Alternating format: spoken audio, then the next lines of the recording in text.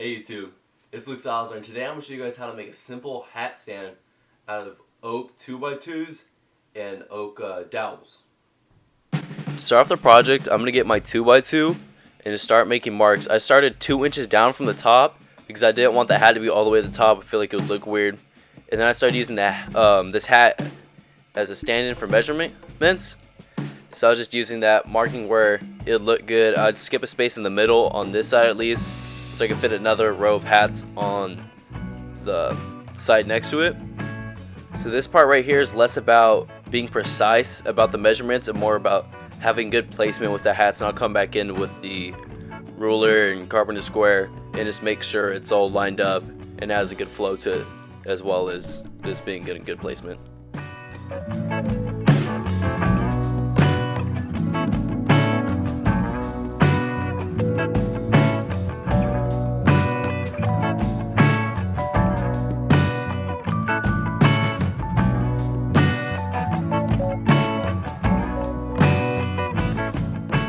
And then after finding where I want to put the hats at, find the center dot on the lines, put the dot there, and then come in with the spade bit, as you can see I'm doing here on the drill. And just try to make sure it's even as possible and go down into it. If you have it crooked, then later when you put the dowels in, those are going to be crooked.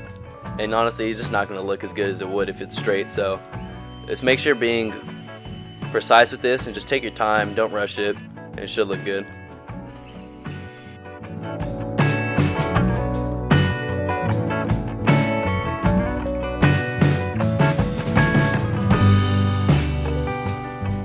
Then I'm going to get my wood dowel and have it measured out each section to 12 inches.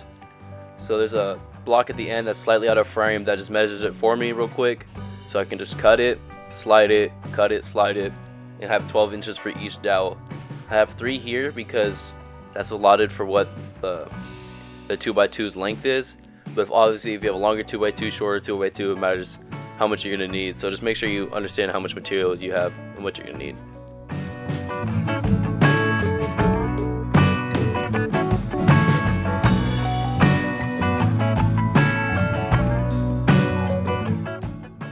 The next step was to insert the dowels into the 2x2. So what I did here was I marked the dowels in the middle point for 1.5 inches, which is the sides. So I marked that 1.5 inches so I knew the depth to go into. Now I just got to put glue inside the hole and on the dowel.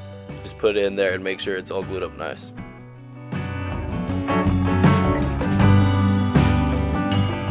And for basically, I have this piece right here from an older project that I ended up just never getting around to using. But I can use it here, it's perfect around the same size. So I already did put a little edge on here, so I'm just going to cut it up, make it square, and I'll probably round it over with a new edge and then finish it with the rest of the project. And like I said, I'm right here cutting off the edges. I'm making it a 10x10, so I'm just here squaring it up, cleaning it up, and then I'm going to come in, sand it, route it, the whole shebang.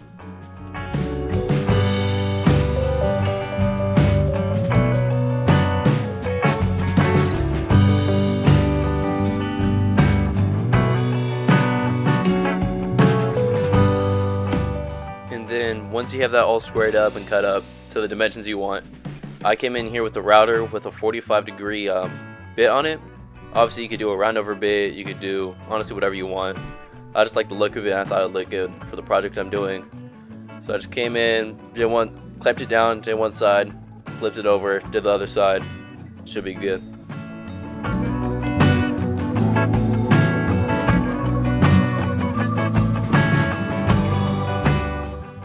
Then after I routed the edges, I came in with my sander, starting at an 80 grit, moving up to 120, then finally 220. With wood, you really can't feel past 220 after you put a finish on it, so there's no real reason to go past it.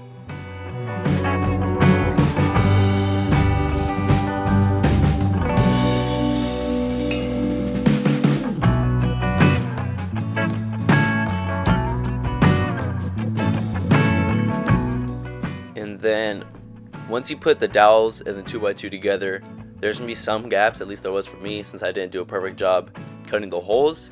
So I just made some wood filler real quick. I used wood glue and the sawdust I had from sanding it with a 220 grit. I really just wanted to use the fine sawdust because it would come out with a better finish at the end. And this is really good if you want to have a precise color match to what you've been doing, and that's why I used it. So then here's me applying the wood filler into the cracks.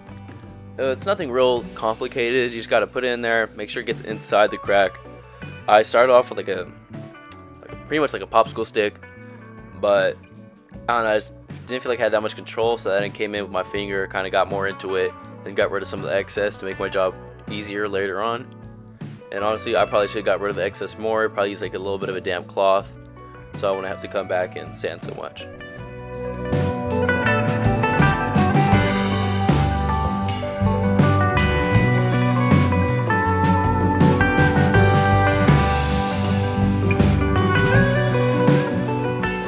Before you start this next part, make sure you put a dust mask on, make sure you put maybe even some safety headphones, because sanders do get loud, doesn't matter which kind you're using.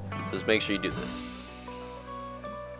And what I used to start was just a random orbit sander. It worked pretty well to try to get some of the excess, but as I got in, I realized it's probably not going to be as good getting the tight corners, so I tried to figure out a different way to do it. I thought of a Dremel at first, but then but they're a little too sporadic for me. I just can't control it as well as I would like to.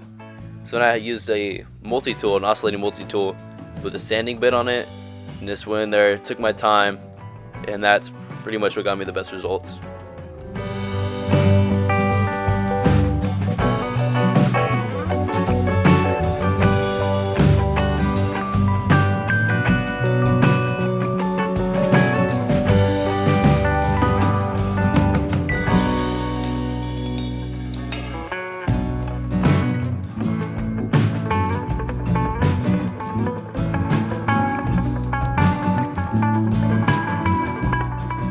And so some of the base plates can be pretty simple. You just gotta drill a hole through the base plate, and also drill a hole through the 4x4 with the rods in it. After you do this, partially drive a screw through the bottom of the base plate, not having to go all the way through, and then lining the base plate with the 2x2 and just driving the screw through, making sure it's slightly under the surface, and then the two should be pretty well connected together.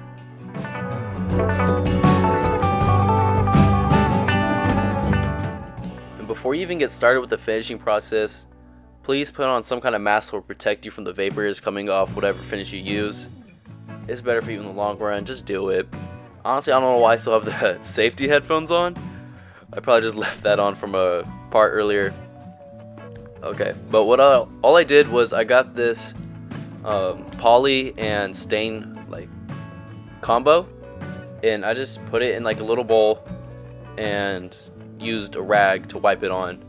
This probably isn't the best way to do it, I'll tell you that much, but it was a quick and efficient way that I could get it done in one night.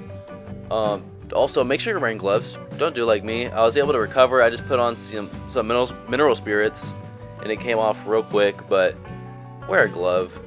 I just don't even deal with that at the end. Alright, and that's how you make the hat stand. I'm going to turn the camera around because I have it behind it, I guess. Actually, I'll just put it handheld and just show you how it works and how it looks now. So here's the hat stand. I have it in my room on my comic book boxes because, I don't know, I just didn't have another good space for it. But here's some of my hats. This is my Batman hat, South Park hat from actually the first season of the show when it came out. My Edison hat. And this is my friend's hat that I kind of stole from him. Shit, I'm not giving that back. But yeah, then I have it on top of all my comic book boxes. I don't know, I really like this box I got from my local comic book shop. But I'd say it looks pretty good. The joints, you can barely even tell I use so much filler. Try to get in there. Focus. Yeah, I'd say it looks pretty good for what it is. Yeah, the finish came out pretty well.